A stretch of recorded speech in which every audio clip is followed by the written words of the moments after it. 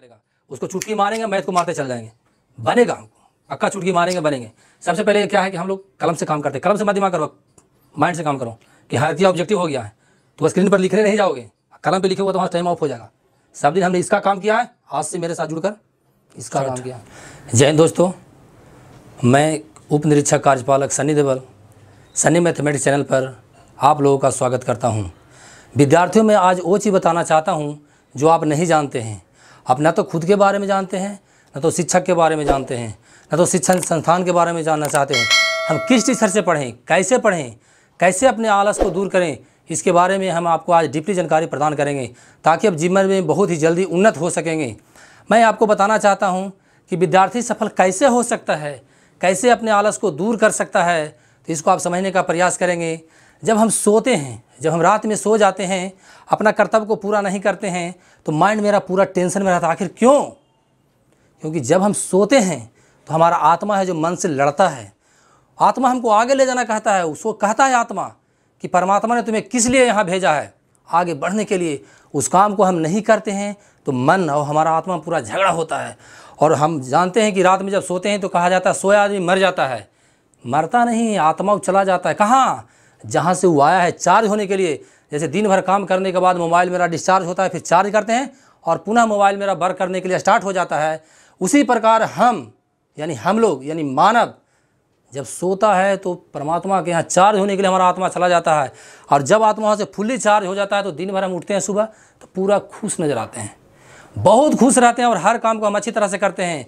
लेकिन जब आपका मोबाइल चार्ज ठीक से नहीं होगा, क्या वर्क कर पाएगा? क्या वीडियो बन पाएगा? नहीं बन पाएगा और डिस्चार्ज हो जाएगा।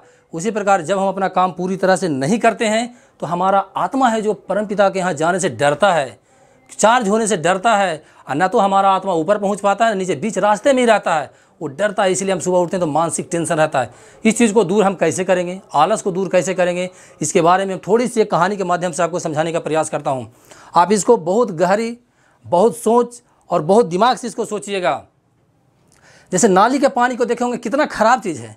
नाली का पानी सड़ा है, लोग वहाँ से गुजर रहा है तो नाकें बंद कर लेते हैं, कोई मुँह को ढकता है, यानी बहुत उससे नफरत करता है। अगर उस पानी को कोई पी ले, उसके संपर्क में आ जाए तो बहुत सारे रोग हो सकते हैं, यहाँ तक उसकी जान भी जा सकती है। लेकिन समझने का प्रयास करें, अगर उसी नाली के पानी को एक नाले के सहारे अगर हम खेत में पहुँचा दें तो वह पानी क्या करता है? खेत को लहलहा उठा देता है, पैदावार बहुत ही ऊँच होता है। आखिर ऐसा क्यों? क्योंकि उस एनर्जी को समझें, उस एनर्जी को एक जगह केंद्रित करके हम खेत के पास ले गए और जिससे मेरा पैदावार बहुत ही बढ़ गया। उसी प्रकार विद्यार्थी अपनी माइंड की शक्ति को जहाँ तहाँ बिखेरे रहता है। यूट्यूब देखता है तो कोई वीडियो चलाता है, कोई गेमिंग करता है, कोई फेसबुक ला रहा था। नहीं, उस माइंड की शक्ति को एक जगह कंसंट्रेट करिए और किताब रूपी खेत में लगा दीजिए। आपको सफल होने से कौन रोक सकता है? मैं आपसे पूछता हूँ, कौन रोक सकता है? कोई नहीं रोक सकता है आपको। ये मेरा चैलेंज है, ये मेरा अनुभव है, ये मेरा वादा है। आप कभी सोचे हैं कि ऐसा नेगेटिव विचार क्यों आता है? इसको भी मैं एक छोटी सी कहानी के माध्यम से बताना चाहता हूँ। पतंग हम उड़ाए होंगे बचपन में, बहुत लोग उड़ाए होंगे। हवा के विपरीत दिशा में, अगर हवा पूरा में चल रहा है तो पतंग पश्चिम की ओर उड़ता है और जितना हवा उड़ता है उतना ऊपर स्पीड भागती है, स्पीड से। ऐसा क्यों? क्योंकि नेगेटिव एनर्जी, आलस हमको गिराने के लिए नहीं बल्कि ऊपर उठाने के लिए आता है। इस चीज़ को हमें समझना है, लेकिन हम उस चीज़ को समझते नहीं हैं। यहाँ एक चीज़ और बात ध्यान देने वाली बात है कि जब ज़्यादा हवा रहेगा तो तिलंगी उड़ेगा नहीं, टूट जाएगा, यानी बिखर जाएगा। उसी प्रकार हमको ज़्यादा नेगेटिव नहीं सोचना है। जब सोचेंगे तो हमारा माइंड की एनर्जी डाउन हो जाएगा और हम बिखर जाएंगे। आपको हमेशा याद रखेंगे, एक नेगेटिव एनर्जी आपको पूरे लाइफ को चौपट कर सकता है। कभी नहीं सोचना है। अगर दिमाग में मन में आ रहा है कि नो, मैंने नहीं पढ़ना है, तो उसको नो नहीं समझना है, उसको समझना है कि नेक्स्ट अपॉर्चुनिटी आया हुआ है, उसको काम हमको हर हाल में उसको करना ही करना है। अच्छा, एक चीज़ और मैं बता देता हूँ कि आप बहुत थके हैं, बहुत हारे हुए हैं, आपको पढ़ने का मन नहीं कर रहा है, आपको आलस आगे बढ़ने से रोक रहा है कि नहीं, तुमको मैं बढ़ने नहीं दूंगा, तो जो सफल ज़िंदगी में होना चाहता है उसको मैं होने नहीं दूंगा, तुम्हें मैं अपने बस में करके रखूँगा। तो नहीं, अपने आप के आँख को मुनना, माँ पिताजी के सपनों को सोचना। जिस दिन तुम दुनिया में आँख नहीं खोला है, वो 4 आँखें अभी तक तुम्हारे इंतजार में नहीं सोया है, जागा हुआ है कि मेरा बेटा कब सफल होगा और मैं चैन की नींद सोऊंगा। क्या माँ बाप के सपने को क्या बुरा करना चाहते हो, बर्बाद करना चाहते हो?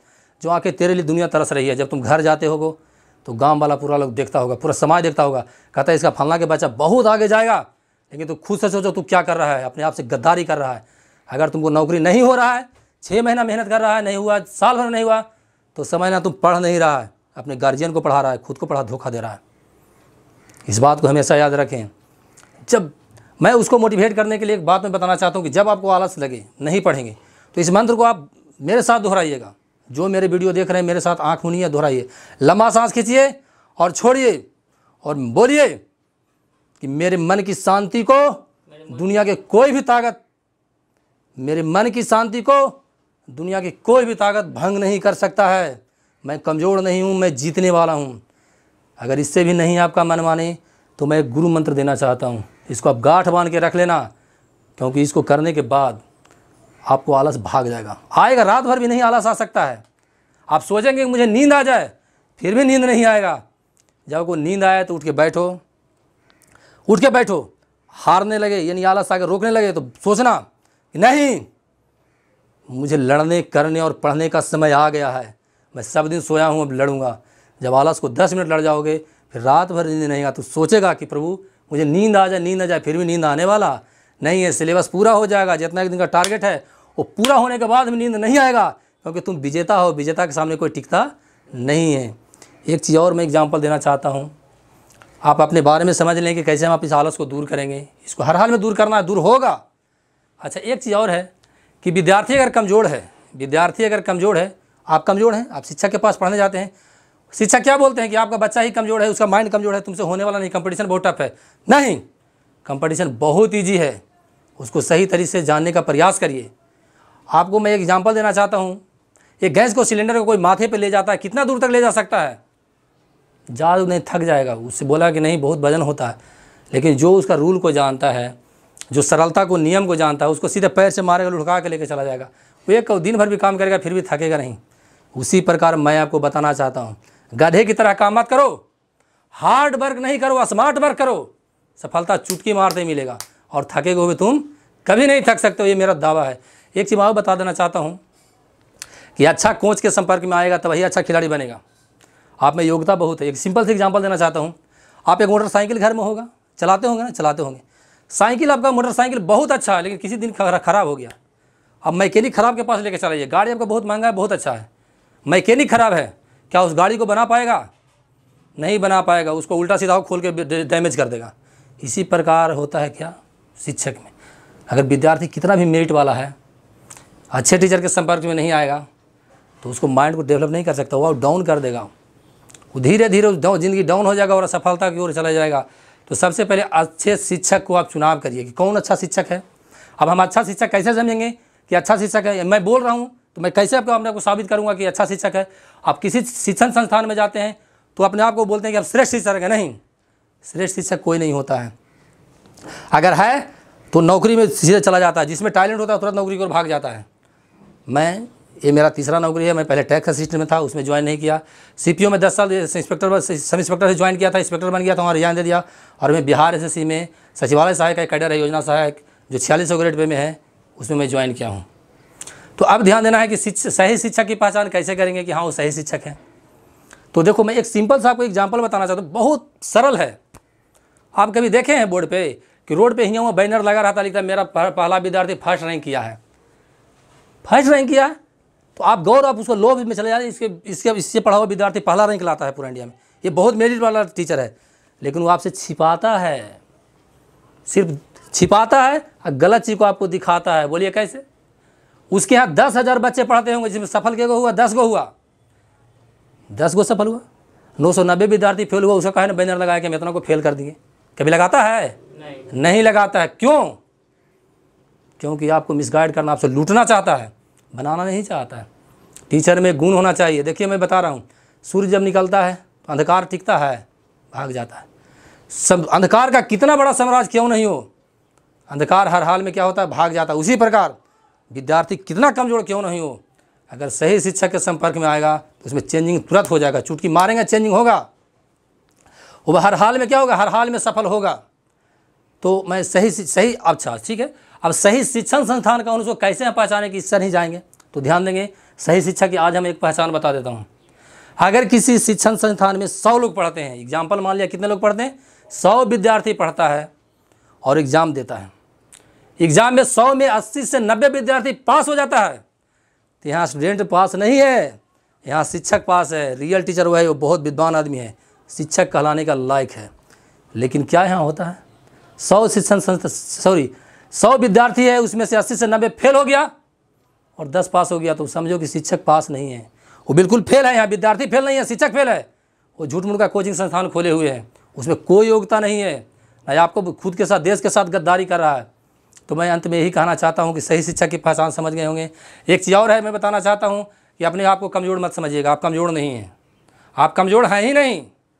आप दुनिया में कोई विद्वान भी नहीं है, आपको जो सामने वाला सनी सर बोल रहा है वो विद्वान नहीं है। यही बात है कि आपने नहीं सीखा, मैंने सीख लिया, थोड़ा सा डिफरेंसेज है, उसके लिए आप मेहनत करना है। ऐसा नहीं है कि परमात्मा ने हमको 4 आँखें दी है, कितना आँख है, 2 ही आँख है। ऐसा नहीं कि रात में पढ़ रहा हूँ 2 आँख थक गया, उसको मैं ऑफ ऐसे कर दिया, 2 कैसा ऑन कर दिया, ऐसा नहीं है ना, नहीं है। यानी सभी को कितना 2 ही आँख हैं, जो जितना उपयोग इसको करेगा उतना ऊपर उठ जाएगा। तो ये आप बात को समझ गए कि आप कमज़ोर खुद नहीं हैं, कमज़ोर आपका शिक्षक है। बोलिए कैसे सर? तो आप एक सिंपल से एग्जांपल आपसे पूछना चाहता हूँ कि कुम्हार है जो मिट्टी से क्या बनाता है, बर्तन बनाते हैं। क्या आपने सोचा है कि मिट्टी नहीं बने, कुम्हार घड़ा नहीं बना सकता है, कुम्हार घड़ा नहीं बना सकता है? तो बोलेगा नहीं मिट्टी खराब है इसलिए नहीं घड़ा बना सकते हैं, ऐसा कभी है? तो आपसे एक मैं क्वेश्चन पूछना चाहता हूँ कि आप बताइए कि कुम्हार की गलती है कि मिट्टी गलती है, किसका गलती है? तो आप बोलेंगे सर कुम्हार का, यहाँ तो कहेंगे कुम्हार का। फिर मैं पूछूंगा कि नहीं आपका शिक्षा की गलती है कि मेरा गलती है, तो बोलेंगे हाँ वो गलती है, पढ़वे नहीं करते हैं। तो ये बिल्कुल गलत है, ये बिल्कुल गलत है। फिल्म देखते हैं ना आप लोग, फिल्म देखते होंगे, वहाँ नचता है छमिया रे छमिया से रचता है ना, तो हिलाता है कमर, नायक नायिका याद हो जाता है किसको? आपको। क्योंकि आपकी कोई दर्शक है ऐसा कि फिल्म हॉल में 2000 दर्शक बैठा हुआ था, खड़ा होकर सब ऐसे हिलाता होगा? नहीं हिलाता है ना, कोई नहीं हिलाता है, वो अपने आप हिलना शुरू हो जाता है, बाहर हॉल से निकलता है, स्टाइल मारना स्टार्ट कर देता है। क्यों? को उसमें क्वालिटी है। तो अच्छा नायक में एक क्वालिटी है कि पढ़ेगा, नाचेगा पर्दा पर, हीरो है, याद होगा ऑडियंस को। उसी प्रकार शिक्षक में गुण होना चाहिए कि नाचेगा शिक्षक, बोर्ड पर पढ़ाएगा शिक्षक, विद्यार्थी को नहीं पढ़ना पड़ेगा, 100 से 100 उसको माइंड में सेटअप हो जाएगा, वही शिक्षक सही है। इसी के साथ मैं आपको बहुत सारा पहचान बता दिया कि सही शिक्षक कौन है और कैसे शिक्षण संस्थान के चुनाव करेंगे। और मैं आपसे आग्रह करना चाहता हूं कि मेरे चैनल के साथ आप जुड़िए और पहला विश्वास मत करिए कि सनी सर बहुत अच्छा टीचर हैं, क्योंकि जब तक प्रमाणित आप खुद नहीं कर सकते हैं, क्वालिटी खुद नहीं देखेंगे तो पता नहीं चलेगा। तो सबसे पहले 1-2 वीडियो मैं डाल रहा हूँ, कल से मेरा वीडियो 2 वीडियो चलेगा NTPC का, और मैथ को चुटकी से मार देने वाला वीडियो चलेगा जो रेगुलर चैप्टर वाइज रहेगा। सबसे पहले मैं आपको क्या करूँगा, सबसे पहले देखिए मैं थ्योरी दूंगा। एक दिन हमको पक्का समझाना है। कोई नाव पढ़ लिया, कोई धारा पढ़ लिया, उसको मालूम नहीं कि नाव किसको कहता है, धारा किसको कहता है। कोई इक्वेशन पढ़ लेता है, उससे पूछते हैं इक्वेशन किसको कहता है, तो मालूम नहीं, मुँह ऐड देता है। अरे मैं पूछ रहा हूँ जिसका आंसर तो बताओ, वो मुँह ऐड, उसको समझ में नहीं आता क्या है। तो इसी को जानना है पहले कि मेरा एक चैनल है सन्नी मैथमेटिक्स चैनल, उस पर आप जुड़िए, आप सफल निश्चित होएंगे। सबसे पहले आपको तो मैं थ्योरी दूंगा, थ्योरी देने के बाद मैं अच्छी तरह समझाऊंगा, लिखाऊंगा नहीं, पहले कलम भी आपको नहीं लगाने दूंगा। सबसे पहले समझना इस चीज़ को, समझने के बाद मैं थ्योरी दूंगा, बोर्ड पे मैं खुद बताऊंगा, फिर मैं क्वेश्चन लिखूंगा, फिर आपसे बनवाऊंगा। आपसे बनने के बाद कोई एक बुक बनवाऊंगा दुनिया के। अगर मैं थ्योरी दूंगा तो दुनिया का कोई भी किताब बन जाएगा, ऐसा न कोई भी ऐसा मार्केट में किताब नहीं है जो नहीं बनेगा, हर कोई बन जाएगा। लेकिन सबसे पहले एक स्ट्रक्चरल एक फॉर्म देना चाहता हूँ, जिसके अनुसार कि वो किताब को बना लीजिएगा तो सारा किताब लगभग 99% बन जाएंगे। फिर उसके बनाने के बाद मैं 3 राइटर का एक बुक ले लीजिएगा आप लोग, जो विकास अग्रवाल, दीपक अग्रवाल और RS अग्रवाल का है। एक ही बुक है जिसको 3 राइटर बोलिएगा वो दे देगा। ऐसा आप किसी भी किताब से बना सकते हैं, लेकिन तत्काल मैं उसको सबसे पहले ख़त्म करूँगा, क्योंकि ये लड़का कंपटीशन का बेस है। उसको कंप्लीट हो जाएगा तो कोई भी किताब बनाइए, जहाँ भी क्वेश्चन भी दिक्कत होगा हमको मेल कर सकते हैं, कुछ भी कर सकते हैं, मैं यहाँ से भेज दूँगा और कमेंट करिएगा हाँ सर ये क्वेश्चन नहीं बन रहा है, तो मैं खुद उसका वीडियो बना के भेज दूँगा, या मैं डायरेक्टली भी भेज सकता हूँ। उसके बाद किसी राइटर का एक रीजनिंग का बुक ले लीजिएगा, 2 दिन रीजनिंग चलेगा, शनिवार और रविवार, बाकी दिन बच गए हैं उसमें मैं मैथ पढ़ाऊँगा। अभी तत्काल अभी मैं 2 ही वीडियो डालूँगा, एक NTPC का चलेगा और दूसरा मैथ चलेगा, जो प्रॉपर मैथ चलेगा बुक। इसी के साथ मैं कहना चाहता हूं कि पहले चैनल को सब्सक्राइब कर दीजिए, लाइक कर दीजिए, उसके बाद मेरे साथ चलिए, ज़िंदगी में बहुत मज़ा आएगा। फिर आप सोचेंगे काश मैं पहले सनी सर से मिला होता है। इसी के साथ मैं अपनी वाणी को समाप्त करते हुए आप लोग से विदा लेता हूँ। जय हिंद, जय भारत दोस्तों।